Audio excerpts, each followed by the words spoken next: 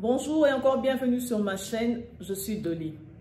Mon thème d'aujourd'hui c'est le pain du berger.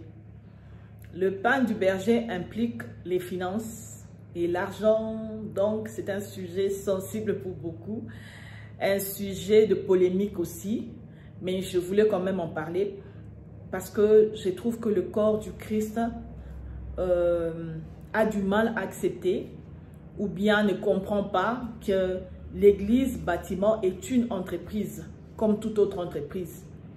Et nous connaissons nous tous qu'une entreprise fonctionne avec des ressources. Donc l'église étant que bâtiment a besoin de ressources pour fonctionner. Une entreprise peut commencer petit mais grandir selon le fonctionnement, selon la connaissance des dirigeants, l'entreprise peut grandir. Et toute entreprise, normalement, a des objectifs. Et étant donné que nous sommes dans le cadre de l'entreprise église, toute église aussi doit avoir des objectifs. Et l'objectif premier de l'église, c'est l'évangélisation. C'est gagner les âmes. Nous devons gagner les âmes de différentes façons. Non seulement par la prédication, mais aussi par les œuvres, par des dons, en soutenant les orphelins, les veuves, en soutenant les faibles. C'est comme ça que l'Église peut aussi évangéliser. C'est d'ailleurs, je pense, une aussi de meilleures façons d'évangéliser les gens qui ne connaissent pas Jésus, à leur montrer l'amour du Christ. Que l'amour du Christ va au-delà de lien de sang ou de la connaissance. Vous voyez, c'est comme ça qu'on peut montrer que Christ aime tout le monde. Donc, l'évangélisation doit aussi s'accompagner de ces dons. Arrêtons d'aller évangéliser les gens et les laisser avec un ventre affamé, avec leurs problèmes au dos. C'est vrai que l'Église ne peut pas résoudre le problème de tout le monde. Mais les gens disent qu'un ventre affamé n'a point d'oreille. Vous voyez un peu, un ventre affamé n'a point d'oreille. Lorsque tu vas évangéliser quelqu'un, il faudrait aussi poser des actes. 1 Corinthiens 9 nous dit, toujours 18, nous dit que l'évangile est gratuit. Ça ne se fait pas payer. Mais les personnes qui évangélisent, les personnes qui travaillent doivent être rémunérées. Nous allons lire dans 1 Corinthiens 9, 11 à 14. La Bible dit, si nous avons sémé parmi vous les biens spirituels, est-ce une grosse affaire si nous moissonnons vos biens temporels ou bien vos biens matériels? Si d'autres jouissent de ces droits sur vous, n'est-ce pas plutôt à nous d'en jouir? Mais nous n'avons pas usé de ces droits. Au contraire, nous souffrons tout afin de ne pas créer l'obstacle à l'évangile du Christ. Ne savez-vous pas que ceux qui remplissent les fonctions sacrées sont nourris par le temple? De même aussi, le Seigneur a ordonné à ceux qui annoncent l'évangile de vivre de l'évangile. Il n'a pas dit que ceux qui annoncent l'évangile soient mendiants de l'évangile, mais qui vivent de cela. C'est-à-dire qu'ils doivent avoir un salaire, ils doivent avoir quelque chose venant de gens qu'eux, ils sont en train d'évangéliser. Voyez un peu. C'est vrai qu'aujourd'hui, nous trouvons beaucoup de scandales. Ça sera un sujet, un des sujets de nos prochaines vidéos. Mais aujourd'hui, nous ne parlons pas de scandales, nous parlons du pain du berger. J'aimerais que les gens comprennent que les pains du berger, on est en train de parler côté de l'église étant que bâtiment. Ce n'est pas le côté de l'église étant corps du Christ. Il n'y a pas de spirituel ici. Ici, c'est le matériel, c'est le physique, c'est ce qu'on peut voir. Nous pouvons contribuer à l'avancement de l'église par notre connaissance.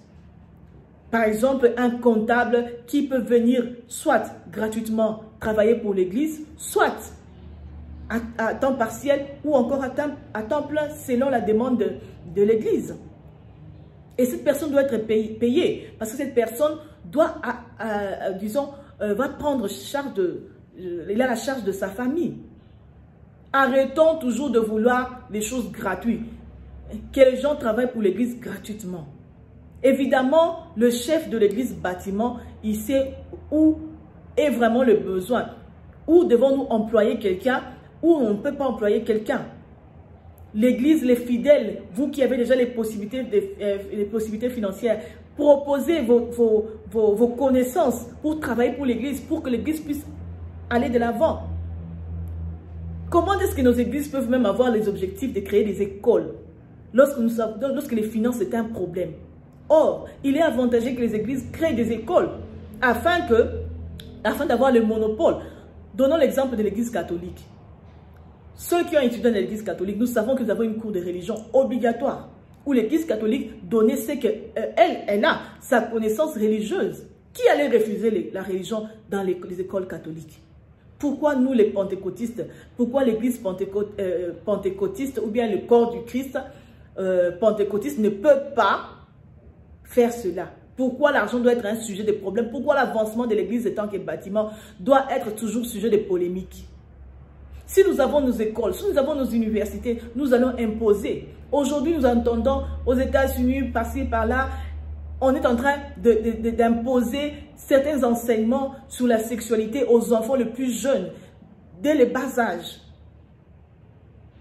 Ton enfant est chrétien, il doit passer par là. Même si tu es contre, ton enfant doit passer par là. Mais si l'église était forte, créer des écoles, mais on allait tous mettre nos enfants là-bas. Vous voyez un peu, il y a des choses qu'on allait refuser. Je connais une école, certaines écoles là où je suis, le gouvernement dit que pour qu'un enfant passe des classes, il peut passer avec 40%. L'école, connaissant que ça, ce n'est pas requirement, ce n'est pas demandé, ce n'est pas quelque chose de bien, qu'est-ce que l'école a fait? Il a contrecarré le gouvernement en disant, nous, chez nous, dans notre école, pour qu'un enfant passe de classe, il faut passer avec 50%. Mais la loi du gouvernement continue à peser sur cette école. L'école dit, un enfant qui a 40% peut passer ailleurs, dans une autre école de gouvernement. Mais dans notre école, donc, il doit remplir et les requirements, la demande du gouvernement et la demande de notre école. Donc, ce qui fait que pour qu'un enfant passe dans cette école, il faut avoir 50%. 40%, tu vas passer ailleurs. Est-ce que ce ne serait pas quelque chose de bien pour nous? Mais vous pensez que nous puissions être, l'église peut être fort comment? Par les Shindalala? Non. Il faut qu'il y ait des actions. Je veux juste motiver les gens à pouvoir donner. À pouvoir donner, à pouvoir aider l'église à atteindre des objectifs. À atteindre un grand nombre de gens. On dit qu'un ventre affamé n'a pas d'oreille. Arrêtons d'aller toujours évangéliser et laisser les gens dans leurs problèmes. Évangélisons et essayons le peu possible ou bien le mieux possible résoudre les problèmes des gens. Lorsqu'une maman qui a son enfant à l'hôpital, elle ne peut pas payer sa facture. Vous venez l'évangéliser. Vous ne donnez même pas 1 franc pour qu'elle puisse payer les médicaments. Qu'est-ce qu'elle va dire de l'amour de Jésus? Mais lorsque vous aidez, il se dit, mais qui sont ces gens ici? Ils me prêchent l'amour de Christ. Quel est cet amour de Jésus? Laisse-moi un peu m'intéresser à cet amour de Jésus qui est en train de surpasser les relations. Ces personnes ne me connaissent pas, mais ils sont venus résoudre mon problème. Un étudiant orphelin, qui ses études devaient être arrêtées, mais parce que l'église s'est chargée, ok, nous allons le soutenir. Il se dit, mais c'est quel amour ça? Il va chercher l'amour du Christ. Une âme gagnée qui n'a pas de Bible. Vous donnez la Bible pour qu'il puisse commencer à lire, à connaître Jésus. N'est-ce pas de l'amour? Et cette Bible-là viendra d'où? De la poche du pasteur? Hein? Non, la Bible viendra de nous. Évidemment, le pasteur aussi, c'est un fidèle.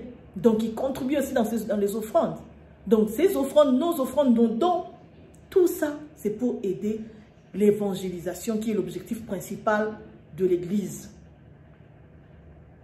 De l'Église bâtiment. C'est gagner les âmes.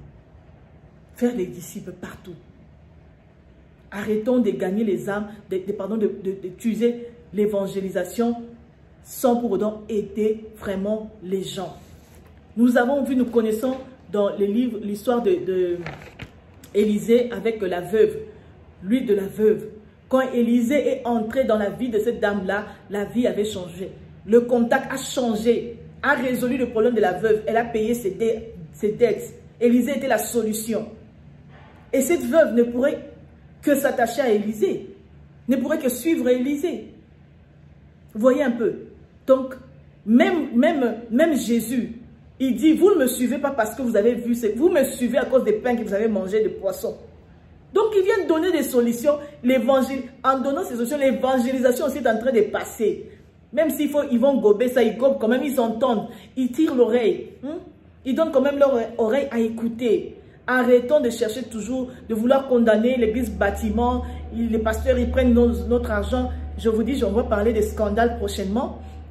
Alors, mais nous faisons notre part, aidons l'église. Pas seulement avec le finance, avec notre connaissance. Si vous voyez qu'il y a une mauvaise gérance, venez donner votre connaissance pour que nous puissions, l'église puisse avoir une bonne gérance et que nous puissions aller de l'avant sans pour autant que nous puissions être, l'église soit un scandale aux yeux du corps du Christ et aux yeux des païens. Nous pouvons nous-mêmes prendre l'exemple de l'église catholique. Nous savons que les prêtres sont des fonctionnaires de Vatican. Vatican les paye. Ils sont des salariés. Ils s'occupent d'eux. En tout cas, dans le temps. Je ne sais pas si aujourd'hui c'est toujours la même chose. Mais ils sont des fonctionnaires avec un salaire. Et tout ce que les prêtres ont à faire, c'est s'occuper de l'œuvre de Dieu et faire ce que le Vatican lui demande de faire. Vous voyez un peu. Le prêtre, il va se consacrer totalement, se concentrer à l'œuvre de Dieu parce qu'il n'a pas de souci d'aller chercher le pain quotidien. Vous voyez un peu. Mais ce qui n'est pas le cas pour nos églises aujourd'hui. Dans le temps, beaucoup de parents ont envoyé leurs enfants à devenir prêtres. Pas pour aller servir Dieu, mais pour être le soutien de leur famille parce qu'ils savaient que les futurs étaient garantis, qu'ils pouvaient prendre soin de la famille avec le salaire d'un fonctionnaire. Vous voyez un peu. Donc, aujourd'hui, je demande tout simplement à quelqu'un de comprendre que l'église bâtiment a besoin de notre soutien pour fonctionner, pour construire des églises, pour devenir grand, pour évangéliser, toucher les cœurs des gens, les vies des gens, à changer comme Élisée avait fait pour la veuve.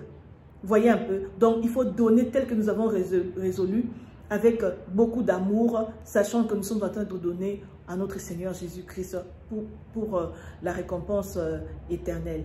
Vraiment, si vous êtes new sur ma chaîne, je vous prierai de vous abonner, de cliquer sur la cloche pour recevoir les vidéos prochaines. Vraiment, ne ratez pas la vidéo prochaine. Et puis, partagez la vidéo, aimez, que le Seigneur vous bénisse et on se voit à la vidéo prochaine.